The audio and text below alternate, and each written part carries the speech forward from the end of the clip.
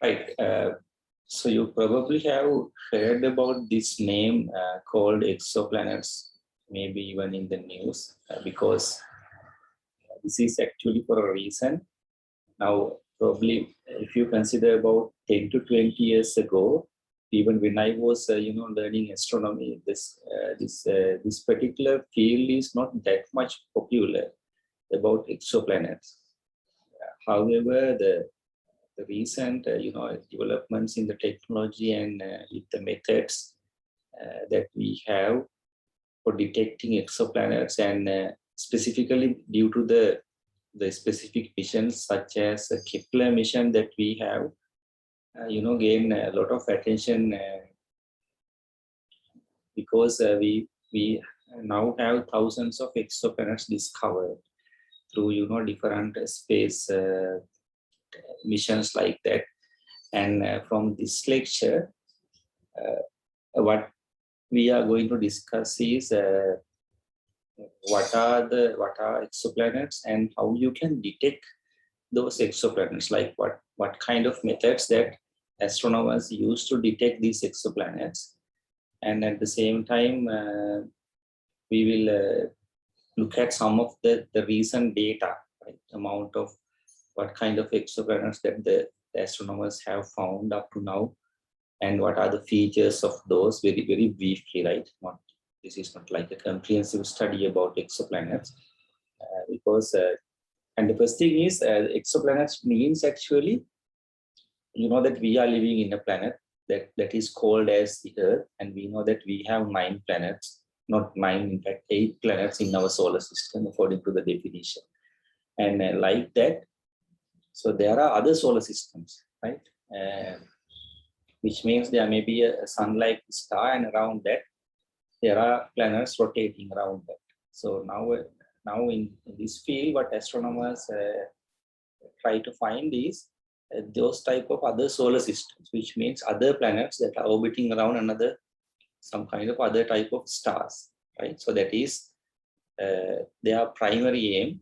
And actually the ultimate goal is to find a particular planet that is similar to Earth, or habitable planets, right? So we have, I guess, 1 or 2 slides at the end in this particular presentation about to talk about habitable planets, which means, of course, you can find thousands of planets, but then you have to select planets that we can live, right? So that is the idea.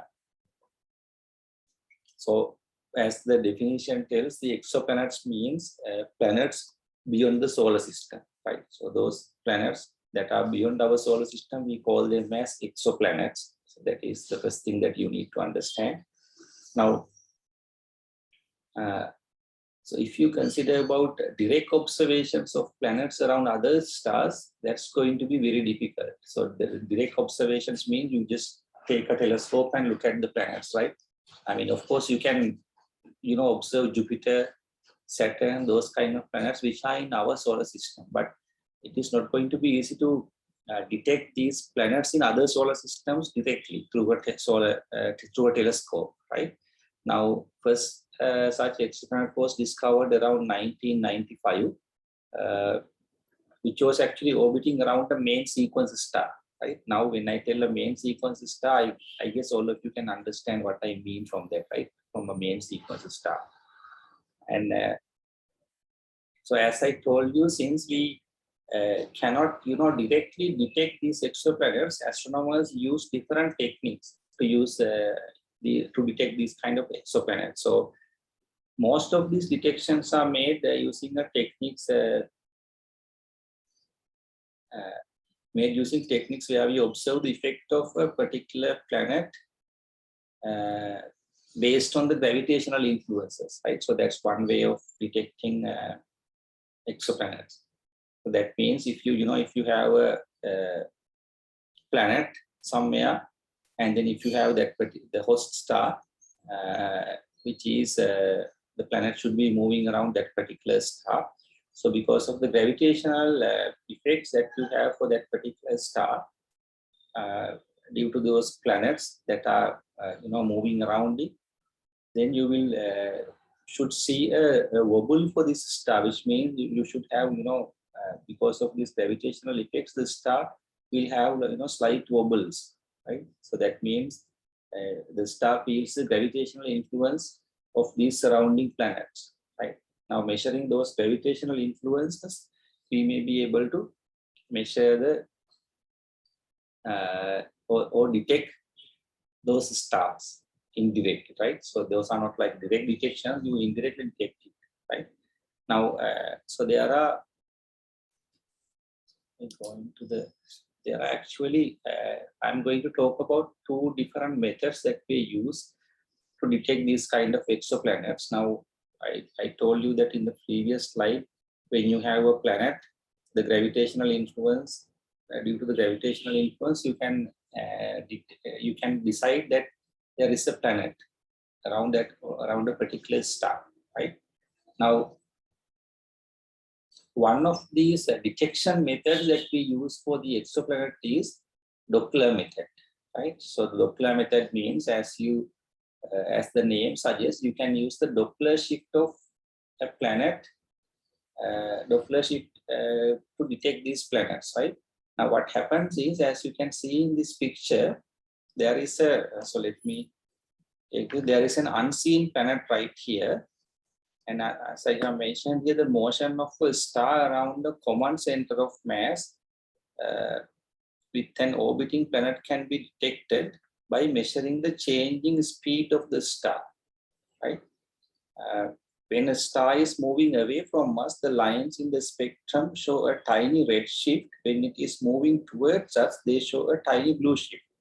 The change in color has been exaggerated here for illustrative purposes. In reality, the Doppler shifts we measure are extremely small and require sophisticated equipments to be detected. Right, so I guess you can see that there is a star, and due to the effect of this unseen planet, so the star is moving around like this, and when the star is moving away from us, the waves are redshifted because it's moving away from us.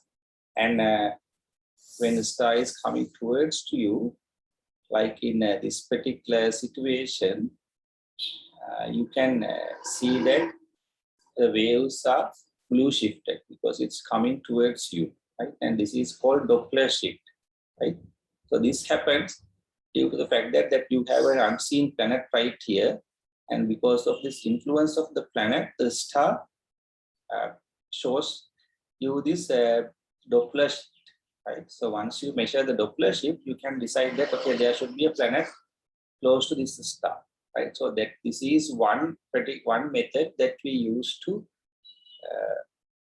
find exoplanets, right? Which is called Doppler method, right?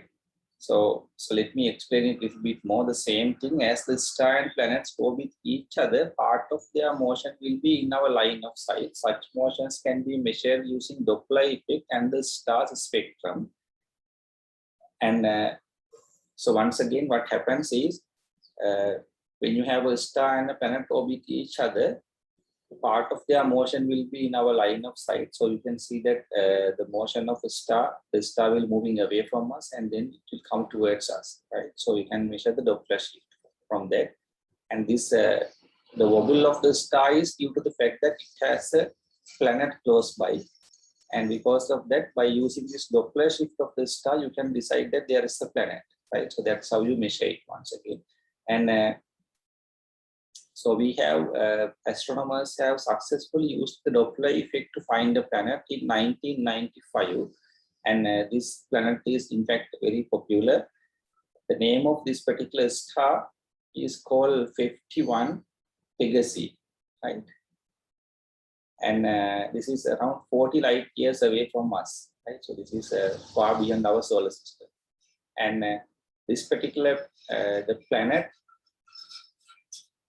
that they have discovered close to this star called 51 Pegasi has 4.2 days of orbital period, which means every 4.2 days it will go around that planet, that star, right? now, up to now, actually, there are over 900 giant planets that we have discovered using this Doppler technique, right? So this is one technique that we are using to measure the, to detect the planets. And the second one is transiting planets. And this is, I think, quite popular among astronomers. The transiting planet means, so as you see this diagram right here, this is very similar to this eclipsing binary detection that we talked in the morning, right? So that is, you have a star right here at the center, and there is a planet that goes around it. So we will see that the planet was in front of this star once per orbit, and due to this reason, the light from the star will get dim. Right? You can see this is kind of pretty much similar to what we have talked in the morning about eclipsing binaries. Right? So you have a star and there is the planet, and you are going to observe the brightness of this star. However, if there is a planet that goes around the star, what will happen is when the planet moves in front of the star, you will lose some kind of amount of light, right? Because this planet covers a certain area of the star. Because of that, when you measure the light from the star, so it will drop like this. Right? Now, this event, when you have a planet goes in front of a star, is known as a transit, right? So this is what we call as transit planet. Sometimes you may see in the news that we have discovered new planets using this method. Right? So this is called transit method. And we have three specific names for these three positions, 1, 2, and 3. I have mentioned here, the first one is out of transit. When the planet is in this number 1 position, it is called out of transit because the planet does not cover any part of the star. Planet is right there in the left side.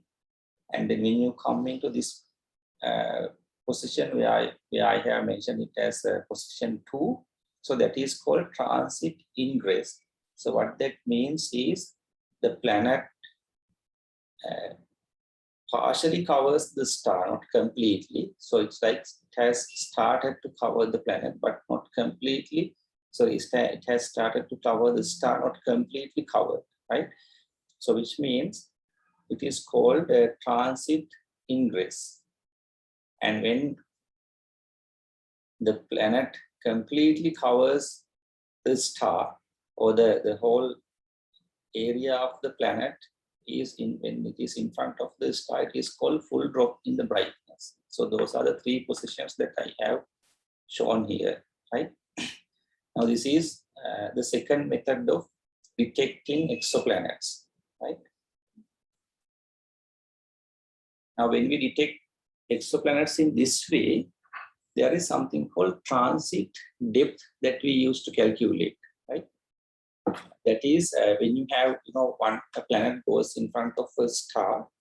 So the planet has a circular disk right in front of the star. And this circular disk is the area that blocks the light from the star. So you can see that the star is at the middle, and then you have the planet goes in front of the, so when planet comes in front of the star, so what happens is, if you look from this side, there will be a circular region, which is basically the area of the circle of the planet that will block the light from the star, right? So we can calculate this amount, and we call this the ratio of those 2 areas, which means the ratio of the planet to the ratio of the star. And this particular quantity is called transit depth, right? So it is not that much difficult to calculate. The amount of light that the planet blocks called the transit depth, and this is given by the area of the planet divided by the area of the star, right? So this should be, we normally assume all the times that the star has a larger area and the planet has the smaller area. So the value that you get for this ratio is mostly should be a smaller value, right? Specifically less than 1. And so when you do the calculation, you basically get this equation right here, R planet divided by R star and the square of that. So which means basically you just need to consider the radius only. And so I have given an example here. Calculate the transit depth of a star, the size of the sun, with the gas giant planet the size of the Jupiter, right? So if you consider our own solar system, sun and the Jupiter, we can calculate the transit depth.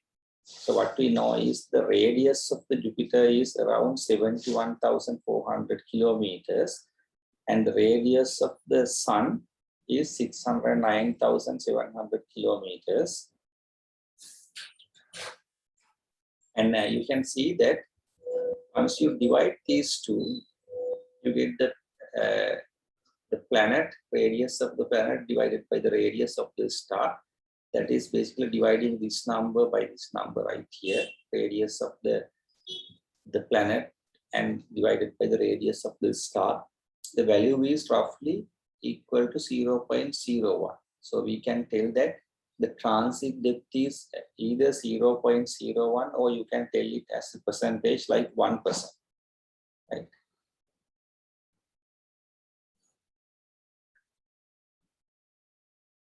And this if you have a transit amount this much of drop, actually this is one reason that the exoplanet research field got a lot of attention recently, because even this is a 1%, the amount is like very small, like 0.01.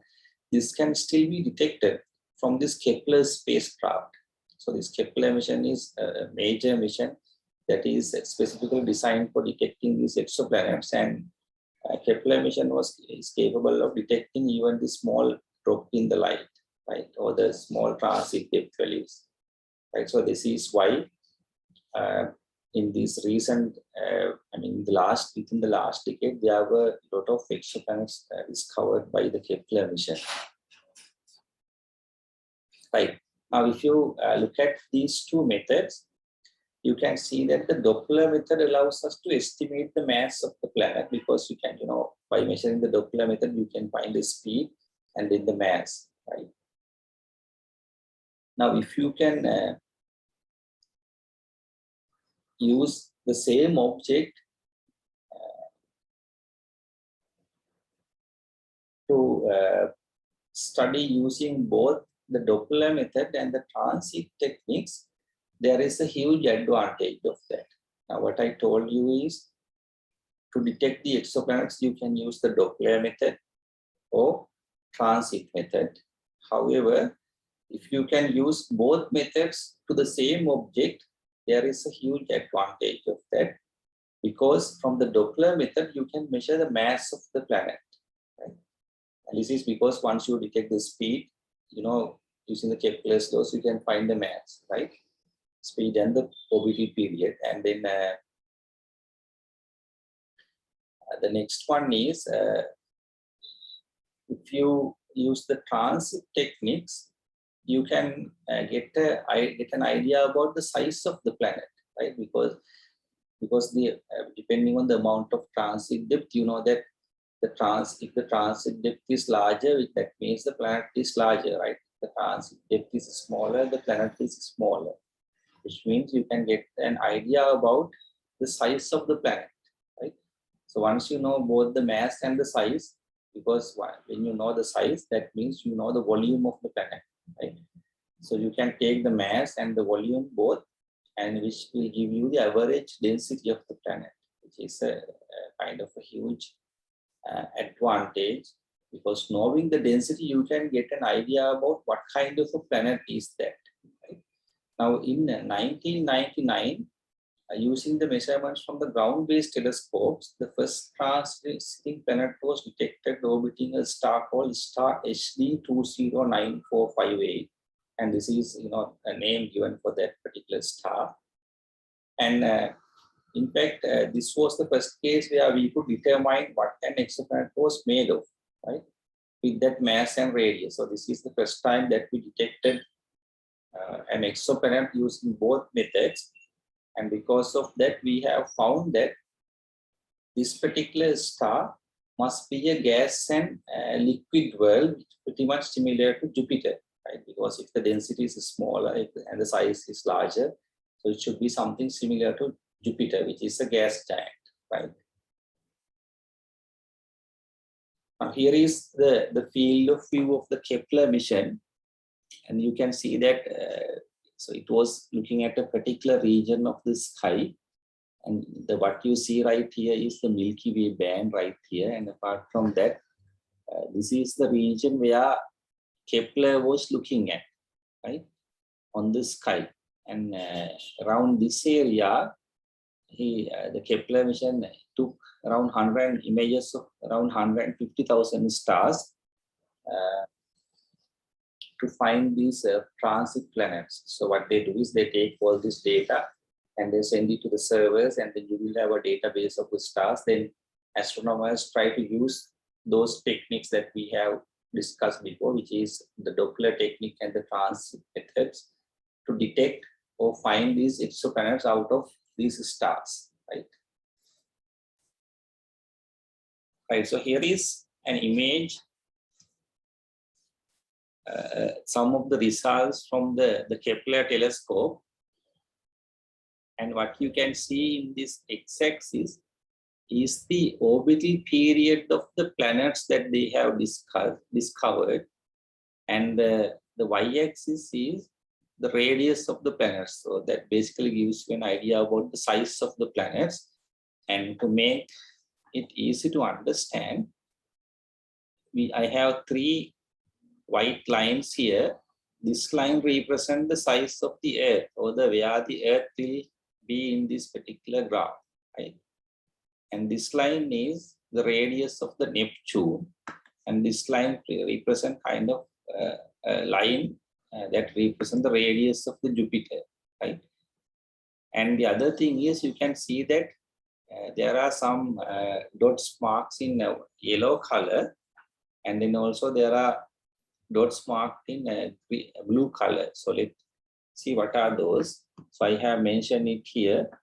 And these are basically all the exoplanets discovered through 2015. So there may be new data that came out within the last 5 years, which are not included here.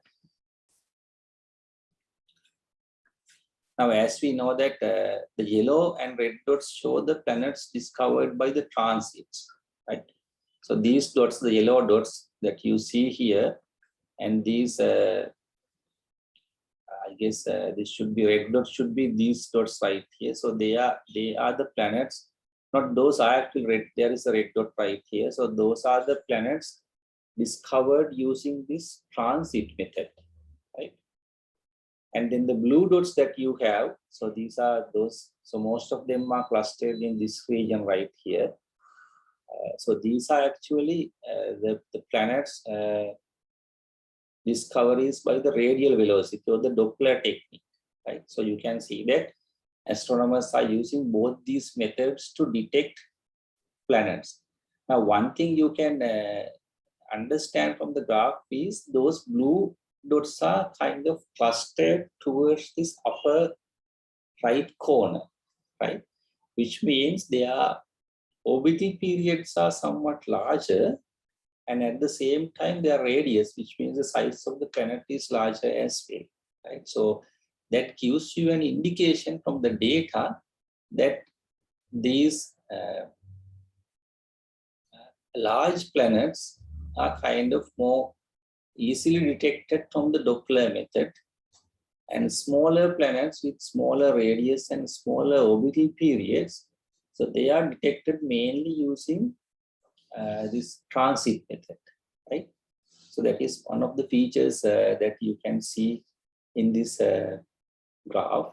And at the same time, I would like to mention something that may be important for some of you if you are interested in research and this kind of detections, that you plot large number of data in the graph and representing in different colors, you can straight away see that some of the features, like that what kind of things that you have used detected from one method, and what kind of planets that you have detected from the other method, right? Which is, this is called like clustering of data in, in the fields like data science, and which is kind of one of the fields that goes with astronomy most of the time, because of this large amount of data. Now, you can see all the yellow dots are clustered towards the lower left hand corner of the graph. Right. So now these are some more information about these Kepler discoveries. Now, if you look at this graph right here, this graph basically shows the number of planets of each size range found among the first 2,213 planet discoveries. Right? So these are the first 2,213 planets discovered by the Kepler mission. And what you have in the x-axis is the planet size, and the units will be compared to the Earth size of the Earth, right?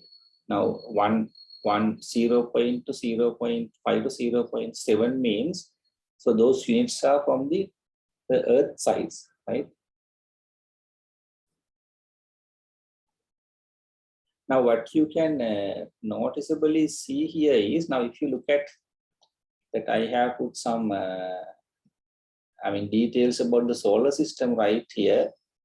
So you can see that the Earth is right here, and then you have this Jupiter, Saturn, and Pluton, and Neptune, and those planets right here in this region. So what is interesting here is, from this data, you can see that the most of the planets are between 1.4 and 2.8 of the Earth size. Right, so you can see 1.4 to 2 is this bar, this section right here, and 2 to 2.8 is this section. So those are the highest number of planets that you have for any regions, right? Now these sizes are the most common. These two sizes are the most common in the detections, and it is very interesting to see that this size range is absent in our solar system, right? Because solar system has sizes up to here. This is Earth right here, and after that this size is not available in our solar system. And after that we have Jupiter, Saturn, those planets in this side. Basically, these two sizes are absent in our solar system. But when you look at the other solar system, so exoplanets, which means the planets outside our solar system, most of the planets have these two sizes, right? 1.4 to up to 2.8 compared to the size of the Earth, right? Which is an interesting finding. And because of that, these are larger than the size of the Earth, and this type of this range is normally we called as super Earths, right? That's just like a nickname for that. And here is the size distribution of planets for stars similar to the Sun. So that means again a distribution of the number of planets in each size.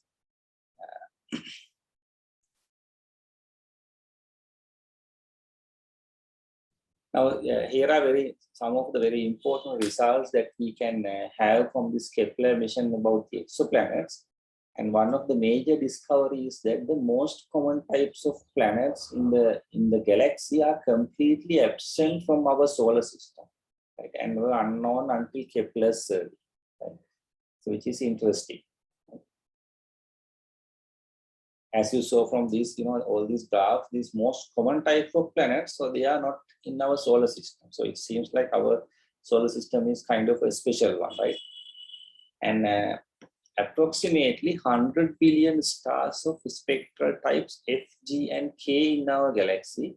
So there are, when we look at the number of stars, there are actually approximately 100 billion stars of these three spectral types, right? So this is, I don't quite sure how they calculated this amount of number, but what I can tell is now we have this latest data release from the Gaia space mission, which is specifically sent to measure the parallax angles and distances to stars. And that particular mission has finished, and the data is released to for 1.5 billion or even more than that stars, that they have measured the distances and spectral types and all these things. Right? And this data release came like 6 months ago. And maybe we can confirm this information from that data as well, that there are around 100 billion stars in our galaxy that belongs to these three spectral types. Right now, you may be wondering why these three spectral types are important. That is because if you remember, even in the very first days when we will start talking about these stellar evolutionary part and spectral types, I have discussed with you that it is very less likely that the O, B, and A type stars will have habitable planets around those, because these three types of spectral types, the stars belong to those spectral types are actually have very short lifetimes compared to these stars F, G, and K. Right now, our sun also belongs to one of these spectral types, I guess the G type, and because these type of stars are, their lifespan is larger, there is a good chance that they have planets around them, right? Because to have the planets, you should have the star there, right? There isn't a star, or the star's lifetime is smaller, the chance of having, planets around that is smaller, especially the habitable planets. Now, because of that, our estimate is there are around 100 billion stars of the spectral type F, G, and K in our galaxy. Now, what that means is, if you look at this particular graph, around Earth-sized planets, if you take a fraction, there is like 0.3 fraction right here, number of planets that we have, right? For each star, for a star, right? So average number of planets per star. That's what I have mentioned, the average number of planets per star in each planet size range, right? Now, if you look at that, there is 0.3% Earth-sized planets here for one star, right? So that is their measurement. So what that means is, if you have 100 billion stars, then we can estimate that 100 multiplied by this 0.3 right here, around 30 billion Earth-sized planets in our galaxy. So this is our current estimate. There can be 30 billion Earth-sized planets in our galaxy. This is kind of, kind of surprising, but this is the truth. I mean, we have only found, very small number of planets until now. Now, if we include the super Earths, so which means the super Earths are these planets, which is in this range, this number will be 100 billion in the whole galaxy, because super Earths are these two types, so that will add up more than 0.25 and again 0.3, and which is, if you add these three types, it almost close to 1, right? So that means if you also add the super Earths, then there could be 100 billion galaxies, 100 billion planets in the whole galaxy, right?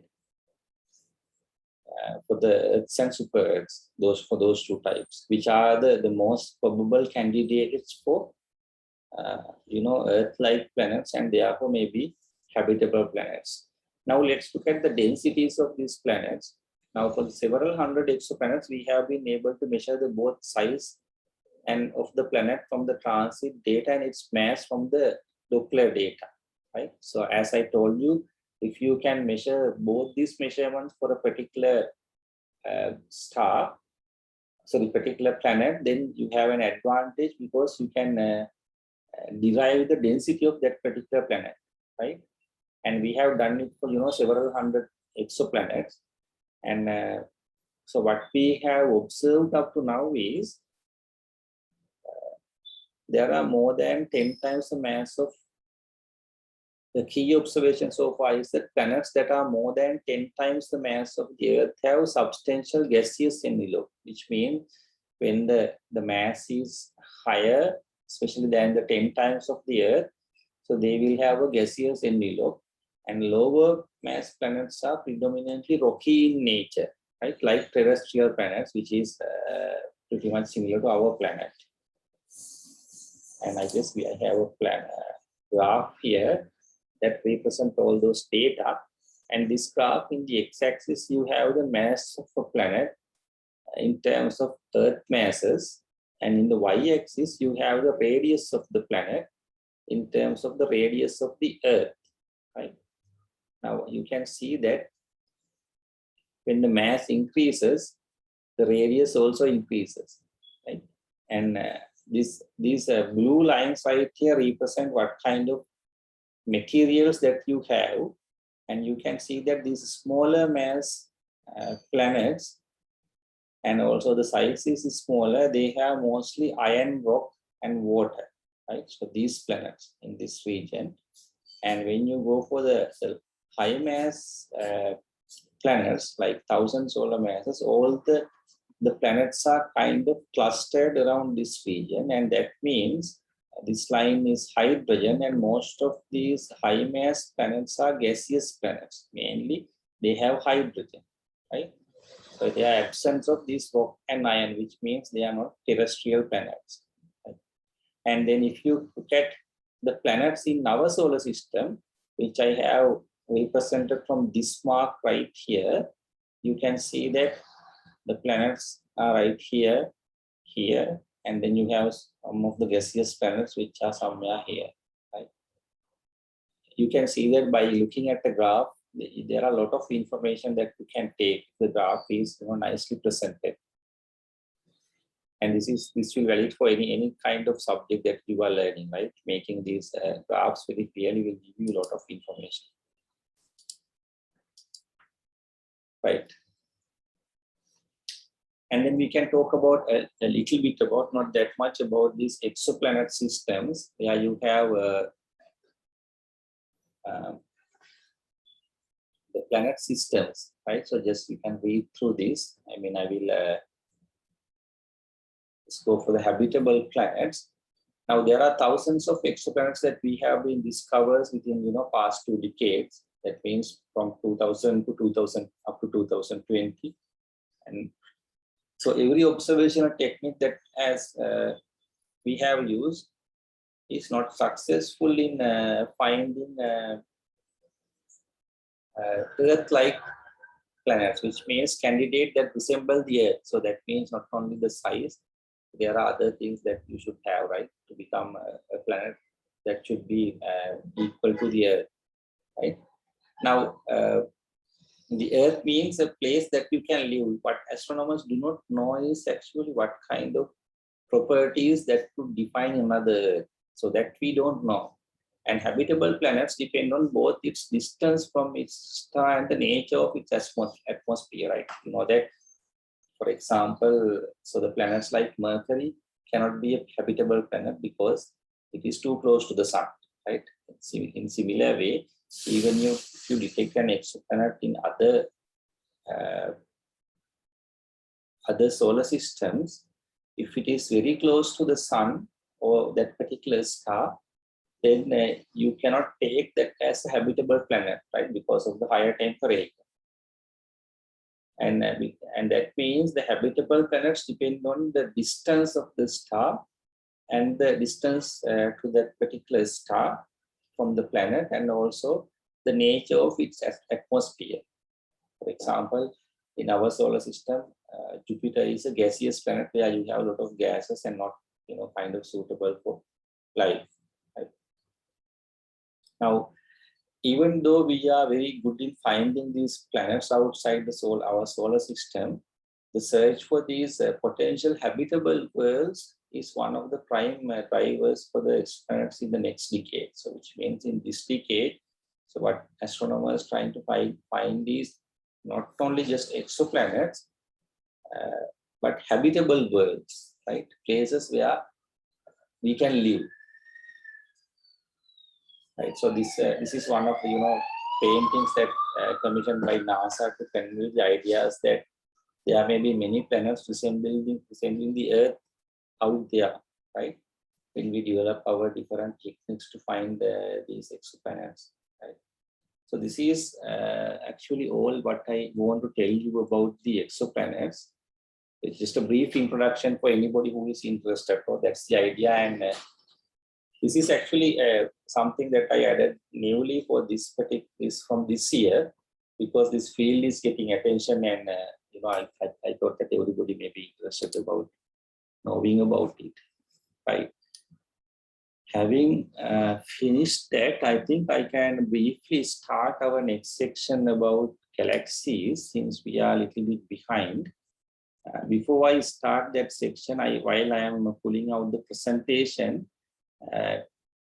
please feel free to ask if you have any questions about exoplanets or any other planets or stars or anything like that.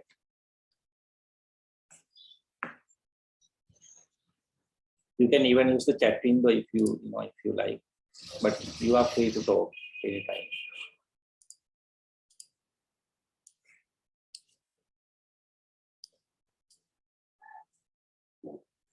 By the way, so there are some information that I can convey to you while I am putting this out. That is now for your exams. So everything that I have in the presentation and everything we taught in the class will be included in an exam. Usually you will have a 2-hour exam for the final exam.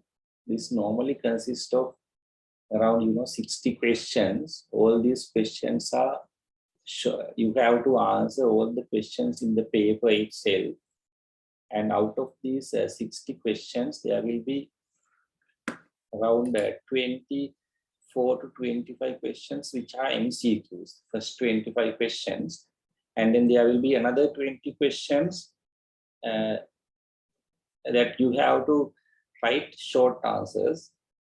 Like, for example, one question would be like,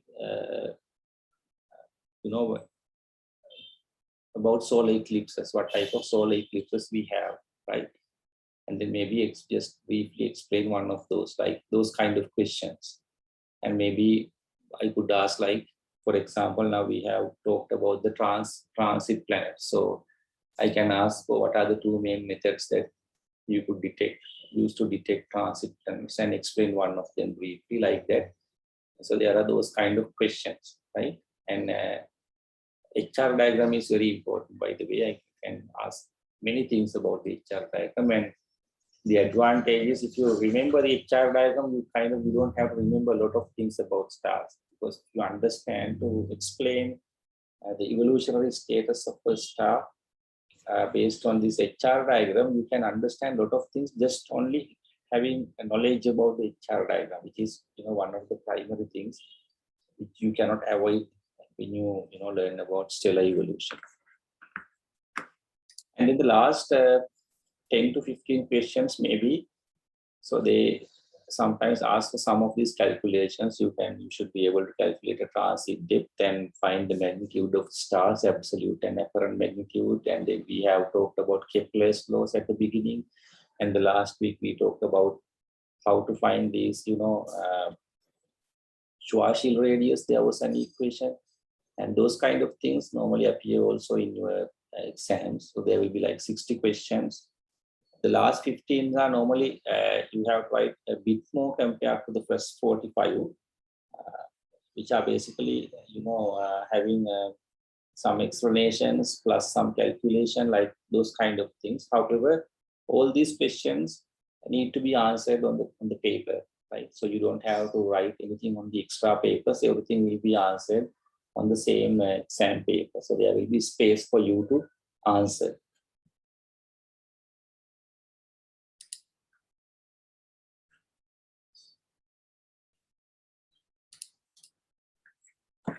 Right. So it seems like you do not have any questions for me. So let me then start the next section about galaxies.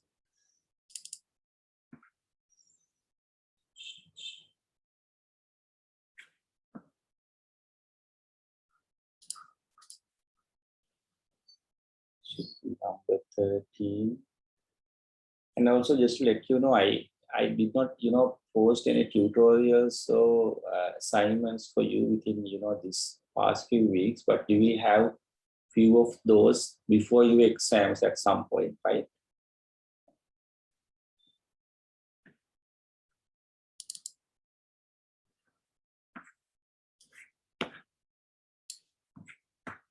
So let me at least start few slides of galaxies. Share the screen.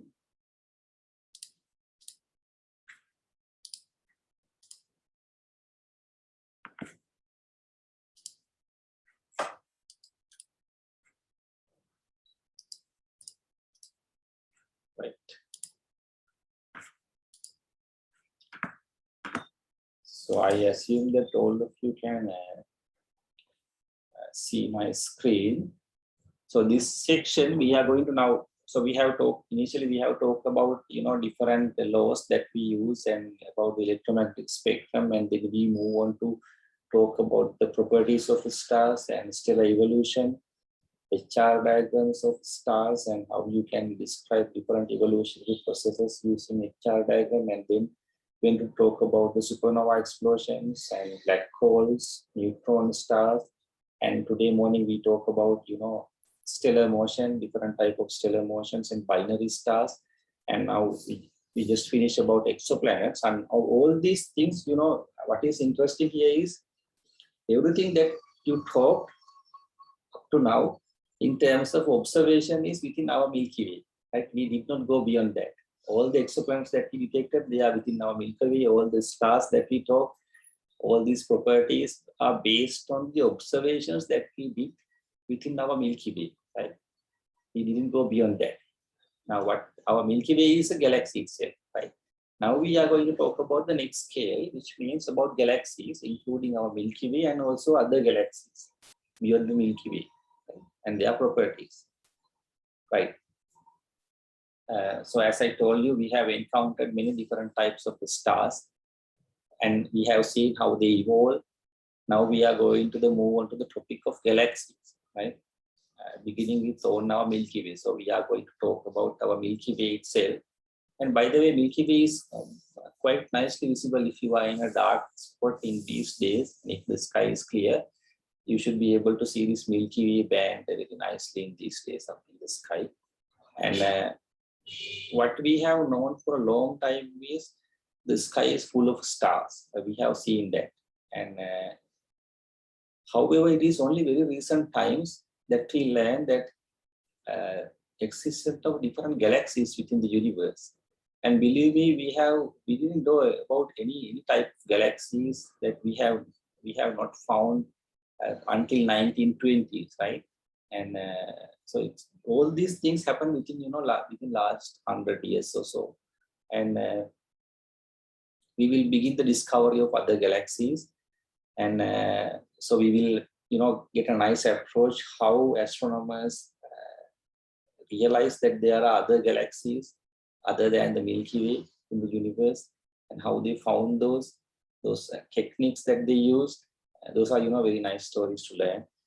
And we will also see that how stars, interstellar matter, and even this component called unseen dark matter, which plays one of the very important role when we talk about galaxies. We didn't talk about those things until now, right? But we will be talking about dark matter now when we talk about galaxies.